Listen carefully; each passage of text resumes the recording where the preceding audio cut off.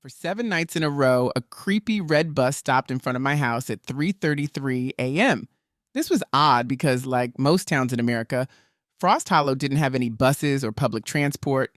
Even stranger, every time the bus stopped, people would get on and off. They all looked unusually tall and thin, and when I tried to focus on their faces, they appeared as nothing more than a flesh-colored blur. On the morning of the seventh day, I called the sheriff's department for advice, not knowing what else to do. A woman with a thick southern accent answered, "Morning, Sheriff's Office. How can I help you?" She drawled. I hesitated, unsure of how to start explaining such a bizarre situation. "I'm not really sure who to call about this, but there's a bus that stops in front of my house in the middle of the night, dropping people off. I live on Slaughterhouse Road past the abandoned school. It's odd because it only comes by at 3 in the morning, and there are always people waiting to board it." I rambled, feeling foolish and sweating heavy. There was a long silence. "We don't have any buses that go to Slaughterhouse Road, sir," she said firmly. "There are no buses in the town at all other than those for public. Perhaps it's a private company. Did you see any company logos or information on the side of the bus? Any route numbers?" I had been trying to avoid this topic, but now I had to mention what I had seen. Yes, on the side of the bus it said Inferno Express, and the route number was 666. There was a pause, filled only with her breathing, as if she were waiting for me to say it was just a joke. Just a heartbeat later, she hung up. I stood there, listening to the dial tones whine, filled with thought and wonder. I knew I needed proof of the mysterious night bus, and I was determined. At 3 a.m., I dressed in a black long-sleeved shirt, black sneakers, and black jeans, trying to blend into the darkness as much as possible. Nervously, I grabbed my digital camera and stepped outside. The night, beautiful, warm, and humid, with a gentle breeze brushing through, the fresh summer air mixed with the scent of the rolling hill. Trying to settle my nerves, I felt as if I was preparing for a heist rather than just trying to film a bus. Across the road, noting that all the windows were dark. My street was mostly surrounded by woodlands with just a few houses scattered around. There were plenty of good places to hide. The bus usually stopped in front of a marshy swampland a few hundred feet down the road. Right by my neighbor's property, found a large, thick bush near the street to hide, far enough to keep me hidden, but close enough, clear view. Checked my watch, seeing the minute hand inching. This was my last chance to back out, but my anxiety and grew. Sweating heavily, I closed my eyes for a moment, listening intently. It felt like only seconds before I heard the deep rumble of a powerful engine in the distance. I sprang into action, pressing the record button and pointing the camera at myself. "Hello? Hello? My name is Landon Peart," I whispered hurriedly, wanting to explain everything before the bus. "I live in Frost Hollow on Slaughterhouse Road. For the past week, a bus has been stopping in front of my house in the middle of the night. The people getting on and off, they don't look right. They're all extremely tall and thin. I'm recording this because if something happens to me, if someone finds this," I let the sentence trail off. Just a heartbeat later, she hung up on me. I stood there listening to the dial tone, deep in thought. I knew I needed proof of this mysterious night bus, and I was determined to get it. At 3 a.m., I dressed in a black long-sleeved shirt, black sneakers, and black jeans, trying to blend in with the darkness. Feeling nervous, I grabbed my digital camera and stepped outside. The night was warm and humid, with a gentle breeze. The fresh summer air filled my lungs as I tried to calm myself down. It felt like I was gearing up for something sinister, not just trying to film a bus in my backyard. I crossed the road to where my neighbor's house was dark and quiet. Our street was mostly surrounded by woodlands and scattered houses, offering plenty of places to hide. I knew the bus stopped near a patch of marshy swampland a few hundred feet down the road, right on the edge of my neighbor's property. I hid behind some large bushes near the street, making sure I was hidden, but could still see clearly. Glancing at my watch, I saw the minute hand moving toward the crucial moment. This was my last chance to back out, but my anxiety and uncertainty only grew. Sweating, I closed my eyes, waiting and listened. Seconds later, I heard the deep rumble of the bus's engine in the distance. I sprang into action, pressing the record button and pointing the camera at myself. "Hello? My name is Landon Peart," I whispered urgently. "I live in Frost Hollow on Slaughterhouse Road.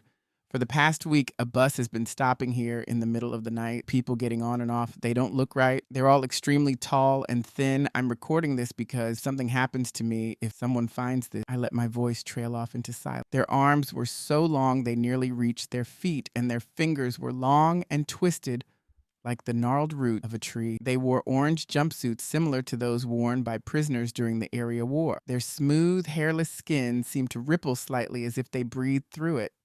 A few of these strange beings entered the woods and swamps, each heading in a different direction. One approached my neighbor's house, moving around the side with slow, exaggerated steps. It looked into the windows with its face that had no eyes, placing its long finger around the sides of its head as though trying to shield its eyes from sunlight. Their actions seemed like a poor imitation of human behavior, as if they had only heard about it from others. They tiptoed on dull black shoes that were much longer than any normal human. Meanwhile, the bus stayed still in front of me, its engine running loud, its door wide open.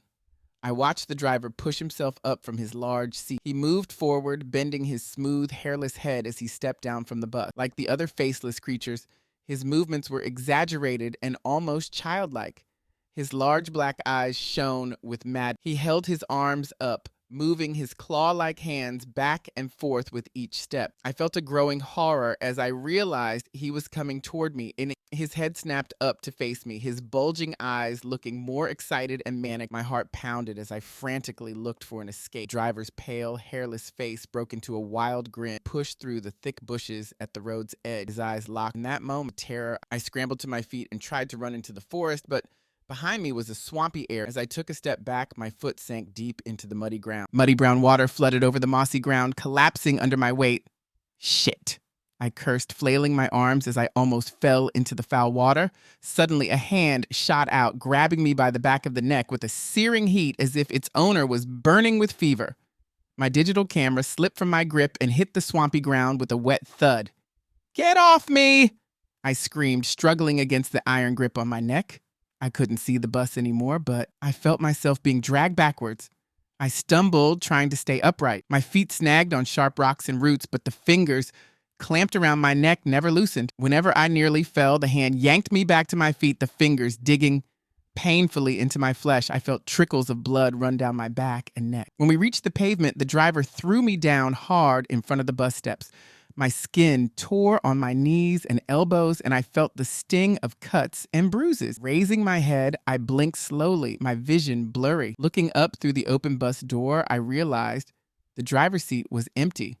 It took me a moment to understand what else I was seeing, and a horrifying realization struck me like lightning. The steps were covered with human bones, arms and legs arranged side by side. Some bones were yellowed and cracked with age, while others looked fresher, smoother, and whiter. The driver's seat was even more gruesome. Hundreds of grinning skulls made up the back of the seat, extending up to the ceiling. Human skin, pale and leathery, covered the front and the seat itself, punctuated by countless human teeth embedded in the skin, creating crisscrossing diagonal patterns across the top of the bus. I glanced back at the driver, his thin figure towering over me. His unnaturally long arm pointed at the bus's open door, reminding me of the Grim Reaper showing the recently deceased their way forward. He stood silently, his eyes shining with madness, and a wide, fixed grin on his smooth. "No, I don't want to," I pleaded. "Don't make me get on it.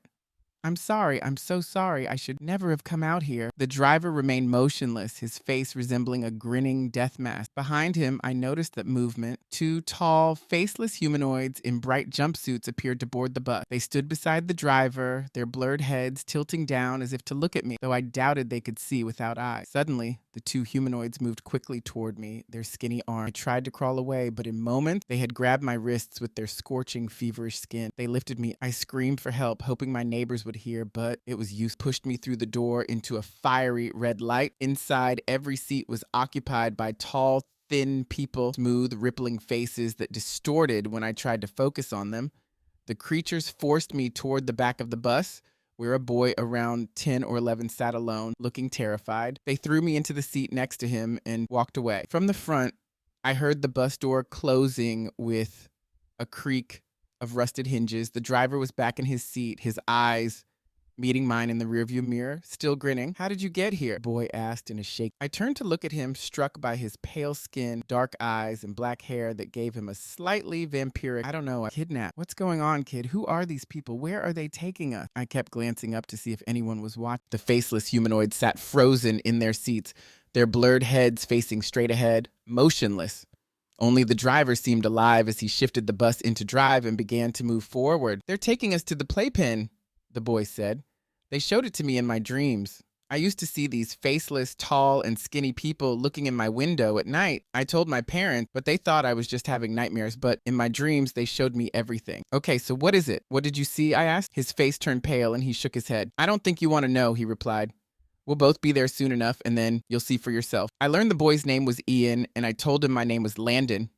He mentioned he was from the other end of Frost Hollow and had been on the bus for days without food or water. Circles around different, Ian whispered. Looking out the window, I saw nothing but a dark desert surrounding us, with sand dunes swirling along the sides of an endless highway.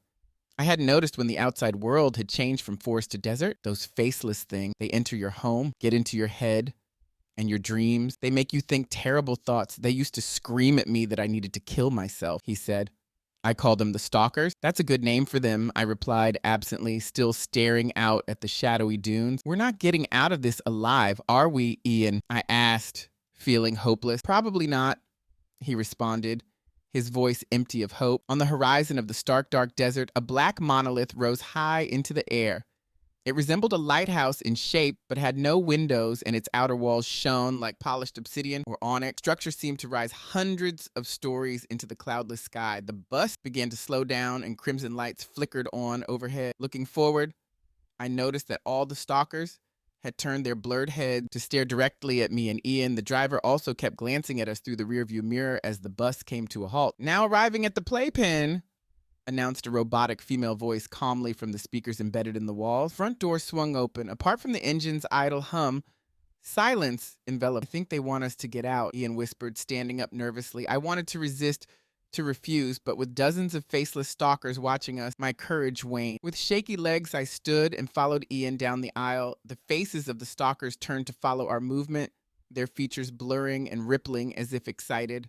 I dreaded what awaited us outside, but I had no real idea of the horrors to come. Stepping onto the cold, inky pavement, the desert's freezing air struck me. Wind howled, sweeping clouds of dark sand across the sky, obscuring the stars. The bus door remained open, all its passengers and the driver watching us intent. Desperate to escape the unnerving gaze of these stalkers, I urged Ian forward. Let's go, I said, raising my voice over the wind and placing a hand on shoulder. Flint, fright. Side by side, we began walking down the road. It wasn't long before we encountered our first gruesome sight. A mummified corpse lay by the roadside, its dried skin clinging to its bones. Its empty eye sockets stared upward, and its mouth was open in a silent, sand-filled scream. Ian let out a choked cry when he saw the body stumbling backward. Hey, buddy, it's okay, I reassured him. It's just a dead body. But he shook his head and pointed urgently at the corpse. Following his finger, I noticed something bizarre. The body began to shake and rattle, its limbs jerking wildly as the tattered clothes tore with a soft ripping sound. Suddenly, wet, black tentacles covered in dozens of eyes burst forth, breaking the remaining bones and flesh easily. As the ribs protruded like spikes, a nightmarish creature emerged. It moved on its tentacles, resembling a ball of writhing limbs with a slick, shiny coating. Although it was initially the size of a small dog, it quickly expanded, doubling in width and height. It had no distinct head or body, but its numerous eyes blinked erratically in chaotic patterns. The eyes, blue and strikingly human, were bloodshot and wild with rage. "Get away from it!" Ian screamed, his voice filled with a terror I'd never heard from a child before. He tugged at my arm, pulling me backward as I nearly lost my balance. The tentacled monster moved toward us with alarming speed, its many furious eyes locked on us. Turning away, I saw stalkers lining the street, their blurred faces obscured by the sandstorms. Their tall, ghostly figures reminded me of spectators at a gruesome spectacle. "What is it?" I yelled over the howling wind. "What happens if it catches us?" Ian, terror-stricken, sprinted ahead, surprisingly fast. "Don't let it catch you!" he called back frantically. I noticed the towering monolith was now just a few hundred feet ahead of us. A wave of hope washed over me as I saw a massive doorway filled with bright white light. But just as I was about to reach it, something warm and slick wrapped around my ankle. I screamed and fell forward, catching a glimpse of Ian vanishing through the doorway, his outline briefly clear before the white light engulfed him like a gaping mouth. "God damn it, help me!" I yelled, crawling toward the light. I struggled and kicked against the tentacles that gripped my leg as tightly as metal bands. My hands scraped the sand as I was dragged backward, my head slamming hard against the pavement. Stars flashed before my eyes as I fought against losing consciousness.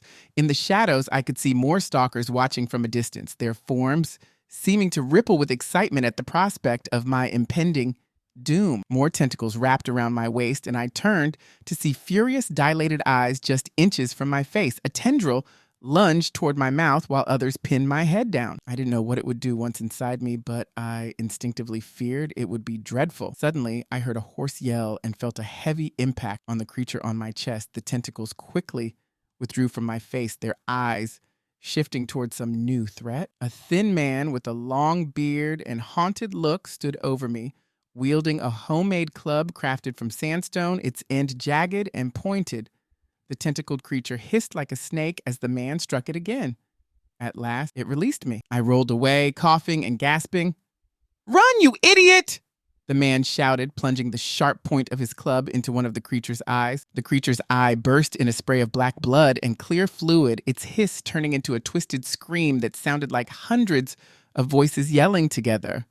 That was all the motivation I needed. Shell-shocked and terrified, I scrambled to my feet and dashed toward the threshold. Glancing back, I saw the man running after me with the tentacled creature close behind, hissing and gurgling in pursuit. Together, we dove through the doorway filled with white light. As soon as we crossed, the creature stopped at the threshold, its eyes blinking furiously as it glared at us. Then, it retreated, disappearing into the dark dunes outside. "That star spawn almost got you," the man whispered, patting my shoulder. "Lucky I was coming back this way. Went out hunting." He gestured to a dead rattlesnake draped over his shoulder. "I'm Teddy," he added, extending his hand. I hesitated, just staring at it, and he eventually let his hand fall. "Star spawn?" I asked. He nodded, his brown eyes bright with an eager intensity. He appeared very thin and malnourished, his clothes frayed and tattered. I wondered how long he had been trapped here. "That's what we call them," Teddy replied. "They come from the black god. Bits of him sometimes break off when he's asleep. Those bits grow into those things. Star spawn. If one gets its tentacle down your throat, it's the end. A piece of it breaks off inside you, growing and eating away at your organs and muscles until it bursts out. It's a slow, painful death that could take weeks." I looked around the vast chamber of the black tower we were in. The walls were made of shining obsidian, rising dozens of feet to a flat black ceiling. Above us, a bright spotlight shone down, bathing the room in intense white light. Stairs made of the same dark stone spiraled up around the edges of the circular room, disappearing into a gap in the ceiling. "Did my friend come through here?" I asked. Teddy shook his head. "What's your friend's name, stranger?" he inquired. I laughed nervously, then introduced myself. "He must be upstairs with the other one." "The other one?" I echoed. Teddy nodded. "We're not the only ones hiding here, Landon," he explained. "The bus brings more victims from all over the world all the time. Many don't survive long. The star spawn often kill them, and if they don't, stalkers hunt them down and torture them to death. I've seen many bodies skinned alive, people caught by the stalk. Let's go see them," I said, anxious. "I want to make sure he's okay. He's just a boy, you know." Teddy looked at me with a somber expression. "He's not the only child here," he replied. "I've seen more dead children here than you can imagine." I followed him up the stairs, passing through the gap in the ceiling. Above, we entered an even larger chamber that soared thousands of feet upward. Near the top, a massive black creature with thousands of tentacles clung to the flat ceiling, slick and glistening. Its enormous limbs, lined with closed eyelids, seemed to be sleeping. Occasionally, drops of slime fell from its body, landing on the floor with a soft splash. I spotted an old woman sitting by a small fire, cooking a rattlesnake on a spit, with Ian beside her. He held a leather satchel of water, drinking thirstily before handing it back to her. Remembering that he had been trapped on the bus for days, I wondered if he had any food or water during that. I walked forward, waving and smiling, relieved to see Ian alive and well. I glanced nervously at the tentacled monster above us, unsure if I should be scared. "The black god sleeps above us," the old woman whispered. "Do not wake him. We must escape before he wakes," Teddy added quietly, placing his rough hand on my shoulder. "We're going to hijack the bus. It's the only way between worlds. If we stay, we'll all die, including the boy. It's only a matter of time, but if we can kill the driver..." "What about all the stalkers?" I interrupted. "It's not just the driver. Whatever's on that bus, the black god is much worse," he whispered. "His sleep gets more restless over time. We see his tentacles twist in his nightmares. Once he wakes, those nightmares will infest the playpen. For now, we're only chased by the star spawn and the stalker." The old woman spoke up. "I met an old man who saw the black god wake up. When I arrived, he was still alive. He said that every few months, the black god awakens to feed and the dead walk when that happens. The sky tears open, the dead scream, and everything alive is hunted down like vermin to be absorbed into the black god's flesh, where they suffer for weeks, slowly being digested and going mad from the pain. How did he survive? I asked. Shrugged. He hid in the bus. The driver sometimes leaves to hunt, and he sneaked in. The black god missed him, but he was the only one. The old woman introduced herself as Jackie. Like Teddy, she was desperate to leave the playpen. The stalkers and Starspawn won't come in here. They're scared of the black god. Teddy added grimly, it's dangerous to stay here. That thing could wake up any minute, and if it does, we'll be the first ones pulled into hell. I've heard the screams of people being consumed by the black god's flesh, sounding like they were burning alive. It lasted for weeks, even months. Stop it, Jackie insisted sharply. You're frightening the boy. I looked at Ian and saw she was right. He looked like he might faint, his face turning pale as chalk. Jackie took the roasted rattlesnake off the spit, tearing it into pieces with her hands, and giving some to Ian and Teddy. She turned to me, her face lined with ache. Want some? She asked. I shook my head, the sight of the charred snake making my stomach turn. Its head was still attached, its eyes charred and lifeless. So, what's the plan? I asked. How do we get back? Teddy chewed on his piece of snake, then lifted his makeshift sandstone club, gesturing towards a few more clubs nearby. That's the plan? We're going to beat the driver and all the stalkers and take the bus? Teddy nodded. Got a better idea? Replied. Honestly, we left the stone monolith that housed the black god, stepping onto the endless road stretching into the horizon. Armed with our crude clubs, we moved together, always on the lookout for danger. There are bodies everywhere, Teddy shouted over the wind. Most are hiding Starspawn inside. I wondered how often the bus passed this way when suddenly chaos. I spotted the Starspawn with the injured eye rolling aggressively along the pavement. I pointed and screamed just as something slammed into me from the side. I crashed into Ian, knocking us both to the ground. We fell into the sand as two stalkers loomed over us, their crazed faces twitching side to side, their arms, long as a human's height, twisted toward me. Sharp fingers jabbed at my face, and in a flash of panic and pain, I felt them pierce my left eye. I screamed as they ripped at my eye, feeling it burst with a gush of blood and fluid. My vision went white from the pain. Through the haze of agony, I saw headlights approaching. In my dazed state, I barely registered that it was the bus speeding down the road. The small Starspawn hissed with hunger, but a tire crushed it, causing black blood to splatter like a burst water balloon. Teddy came up behind one of the stalkers and smashed his heavy stone club onto its head. I heard a wet crack as it collapsed on top of me, its fingers still gripping my ruined eye. I realized the optic nerve and blood vessels were still attached, stretching from the mutilated socket. Fueled by adrenaline, I pushed myself up, feeling the vessels tear like snapping string. I almost passed out, but Ian and Teddy were there, steadying me with their hands on my back. The bus screeched to a stop in front of us, the door opening with a loud groan. As the first stalker started to step down, I heard a primal scream behind us coming from the monolith. I turned in horror to see the top of the monolith explode in a shower of volcanic rock. Massive tentacles, hundreds of feet long, reached out blindly. The black god was rising like a giant sitting atop the world, its enormous eyes glaring down at us. It's starting, Teddy screamed. We need to get on that bus now. I stumbled as I watched the others run ahead, feeling weak and sick to my core. With my one good eye, I saw the driver coming down the steps of the bus. His black eyes bulged as he stared up at the sky where flames had begun to rain down. The flickering fire lit up the world around us as the black god let out a terrifying, primal scream. Teddy rushed forward, raising his club to strike the driver. But the driver, with a casual, almost lazy motion, lifted one hand and grabbed Teddy by the neck, hoisting him off the ground.